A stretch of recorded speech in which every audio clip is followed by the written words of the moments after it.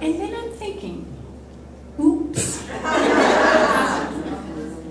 I very quickly, very quietly loaded all my stuff back in my suitcase, zipped up the top, and started to go tiptoe back down that hallway just as the man exited the shower.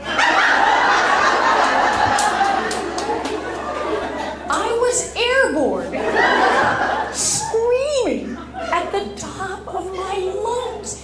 The man was naked as a chamber. My husband's got his arm around me and he introduces me to his top producer in Kansas.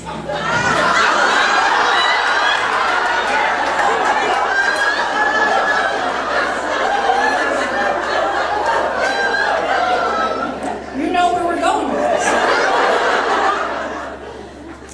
He says to his top producer in Kansas, he says, "You won't believe what happened to my wife today." And he smiles and he says, "Oh, yes, I would." And I'm standing there and I'm like, I look down without moving my head, and there's the mustard colored shoe. Firmly believe that there must be some kind of subversive system, probably at the medical school level, where somebody looks at the emerging medical students and they see somebody that's really cute and they say, "You, why don't you specialize in cardiology?" I'm telling you. Did you get that?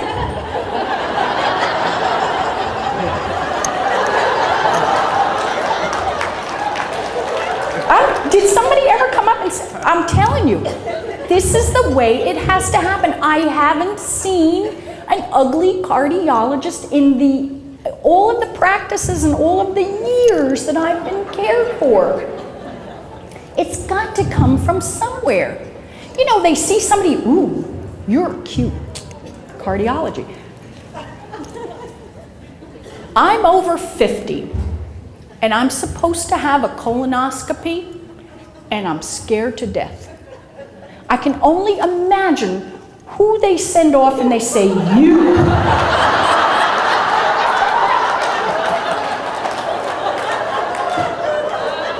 Why don't you become a proctologist? Up that hill. And we did. You know, a little spinning of the wheels, and we did. We got up to the top of the hill. But this thing, it just couldn't quite get over the top of the hill. It stood there for a moment, didn't know what to do, and then all of a sudden I realized I'm sliding backwards down the hill and across the street. And I got stuck in a snowbank. It's not funny. That's not funny. I call with him. He says, "Wait a minute, Mrs. Wilson, the plow is here. It's here already." "Yeah, it's coming up the hill. It's going up all the way up the hill. Wait a minute. It can't quite get over the hill. What's happening? Oh, no!"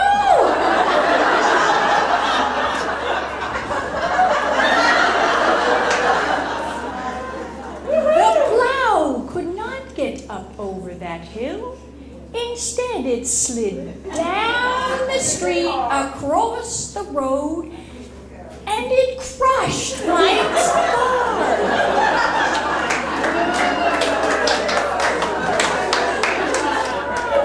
I'm hearing this blow by blow on the phone, and I'm laughing. He says, "Ma'am, your car just slid down. It's all entwined in the plow. It took out a stop sign. What do you mean?" I said, "It's not my car."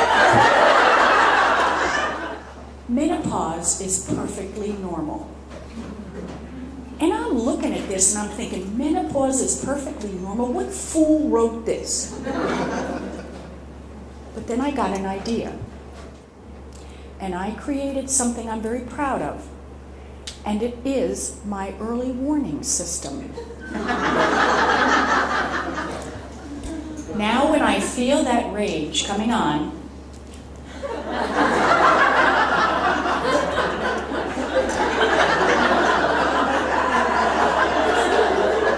I merely have to don my early warning system. And when a cardiologist is listening intently to your heart, his head is right here. And this guy had dandruff. See?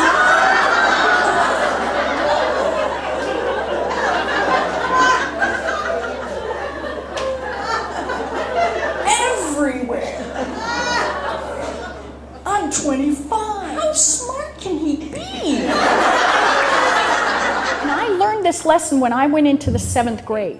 And I knew that it was just a matter of time before they would approach me. And there's nothing worse for a 7th grader than to be different. And sure enough, my friends came and they surrounded me and they said, okay, Rudy, how come you don't have a gym uniform? And what I told them was, I said, you know how your heart goes thump, thump, thump, thump? And they said, like, yeah. I said, well, my heart has a hole in it and it goes thump, psh, thump, psh.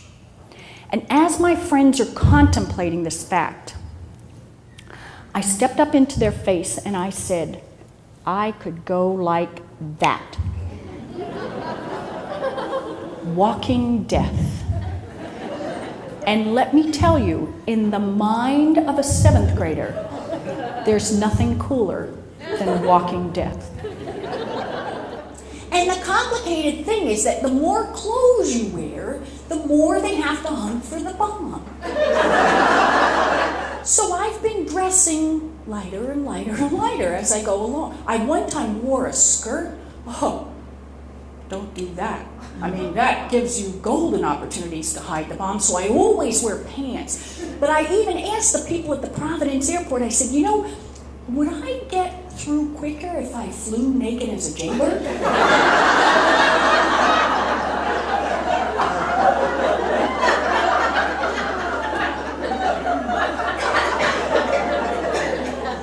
And the lady's looking at me, and she says, please don't do that. But what I learned that day when I used humor is that I could not control the fact that I had been born with a hole in my heart. So what I did was I decided to use humor to take control over a situation that otherwise